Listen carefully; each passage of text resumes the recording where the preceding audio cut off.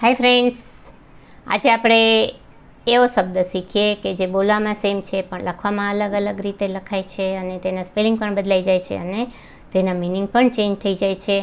તો તે એવો શબ્દ છે ઓલવેઝ. ઓલવેઝ બે રીતે લખવામાં આવે છે, ALL ઓલ, તેના પછી છોડવાની સ્પેસ અને તેના પછી લખવાનું WAYS વેઝ. તો અહીંયા ઓલવેઝનો મતલબ થાય છે બધી રીતે.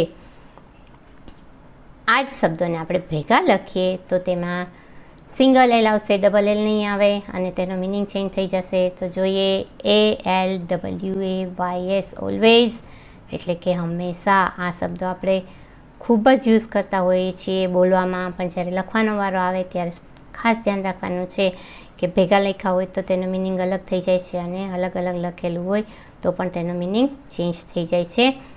આ જ શબ્દોને આપણે વાક્યમાં ઉપયોગ કરીને જોઈએ તો I have tried always to solve this problem, કે આ પ્રોબ્લેમને સોલ્વ કરવા માટે મેં બધી રીત અપનાવી લીધી, બધા રસ્તા અપનાવી લીધા. તો અહીંયા ઓલવેઝ બે જુદું જુદું લખવામાં આવશે, ALL ઓલ, પછી વચ્ચે છોડવાની સ્પેસ, તેના પછી આવશે WAYS ઓલવેઝનો મતલબ થાય છે બધી રીતે.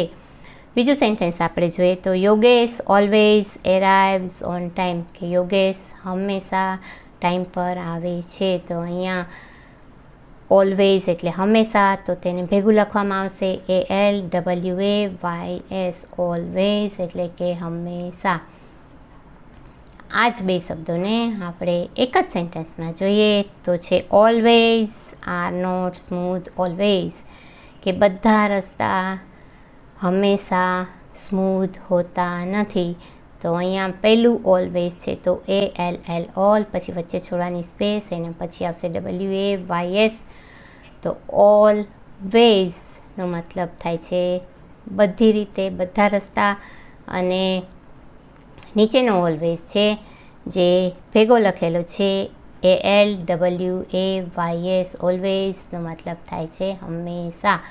આવા જ શબ્દો શીખવા માટે જોતા રહો મારી ચેનલ ઇંગ્વિંગ્સ Gujarati. Thank you for watching. Bye by.